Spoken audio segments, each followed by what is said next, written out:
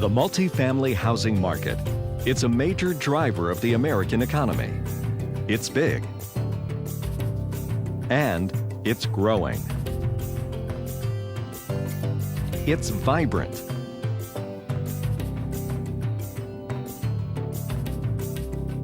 And it's constantly renewing itself. In fact, between 1995 and 2000, apartment households grew at more than double the total U.S. households rate. All in all, multifamily housing adds up to a $62.5 billion market. But for all its size, it can be confusing, and you still need a map to reach it efficiently. There's very little research out there that quantifies the market potential of the apartment industry. So building product manufacturers are having a tough time figuring out how to reach it. That's why Hanley Wood Publishing and Multifamily Executive Magazine invited some of the most successful executives in the industry to share their thoughts about recent trends and sponsored independent research to quantify those perspectives. Traditionally, Multifamily Executive has been a management magazine, but more and more development, construction, rehab has really become apparent and an issue for the industry. And the best way to figure it out is to talk to the experts. So that's what we did. We brought the experts in to tell us about their business. For multifamily developers, the predictable lack of affordable land has been compounded by a new set of economic challenges. As a REIT and a low leverage player, these cheap debt and high leverage deals that we compete against make it a little tougher for us to get our hands in there and get the deals.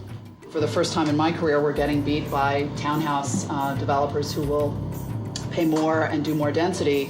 So I think that's something that everybody's facing is this rental versus condo decision, and the bottom line is what kind of returns you're willing to accept. In this tough economic climate, multifamily developers are eager to try new strategies if they think it will help them keep or attract renters.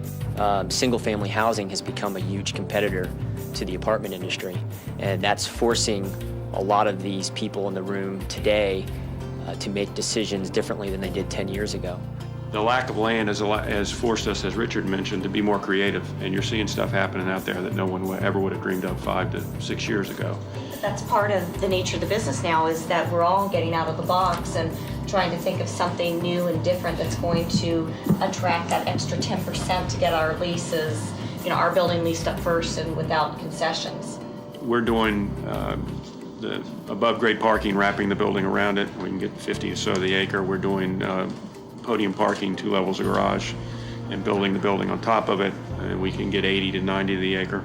Developers are leaving cookie-cutter concepts far behind in this competitive marketplace. If you really want to rent your apartments and have people stay, you need to try to give them the illusion that it's a home. Because with the interest rates so long, why do they want to rent with us when they can buy a home? I can't stand Hollywood lights. I won't have a Hollywood light in an apartment and, no plastic parts. I call it putting lipstick on a pig. That's Hanley Wood Publishing and Multifamily Executive sponsored independent research to quantify the multifamily purchasing process. We're looking to find out in depth what the specifying habits of our readers are, what types of products that they are specifying, and the reasons why they're specifying them for renovation as well as for new construction. The research showed that multifamily developers are willing to spend more upfront if you can show them that it will keep capital costs down in the future. We're looking at exteriors that we're not going to have to paint in 3 or 4 years. We are putting a better grade shingle on a roof in our garden products. So vinyl siding on the exteriors of garden product. So we're much more driven to from an economic standpoint, where we may have to spend a little more upfront money, but it will defer our long-term capital costs. 10% of every portfolio is being renovated. And that's a big statistic considering that there's 16 million units out there with 5 units or more.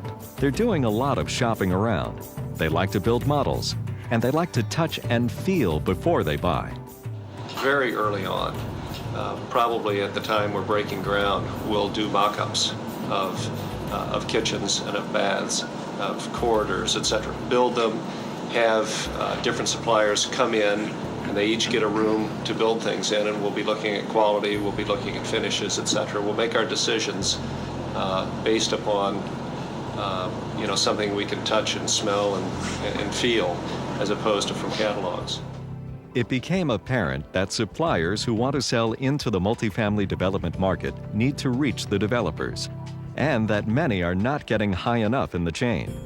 What surprised me the most was learning about the purchasing decision, and that I think a lot of people are under the misconception that contractors make the decisions of what's going in the products, and it's really the developers. Most suppliers, manufacturers go to the construction people.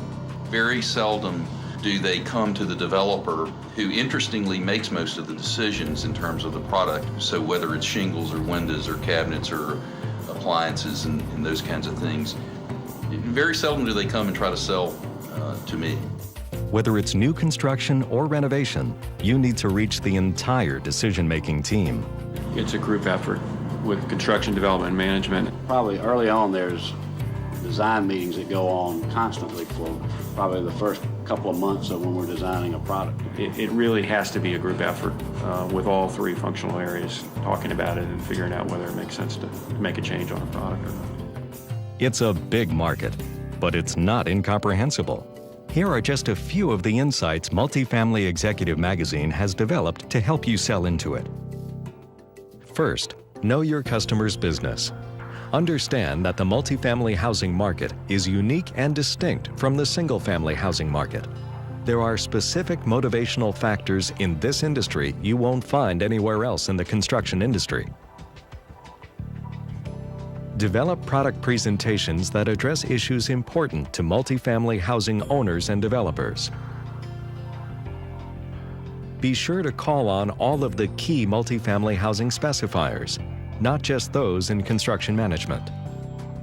That's just 3 of the many sales insights Multifamily Executive Magazine has developed to help you sell into this unique market. Ask your sales representative for the complete list. Multifamily Executive is the only national publication that targets senior-level executives who are responsible for owning, managing, developing, and investing in multifamily housing units. If you want to reach multifamily executives, reach them where they get vital industry information. Reach them in Multifamily Executive Magazine.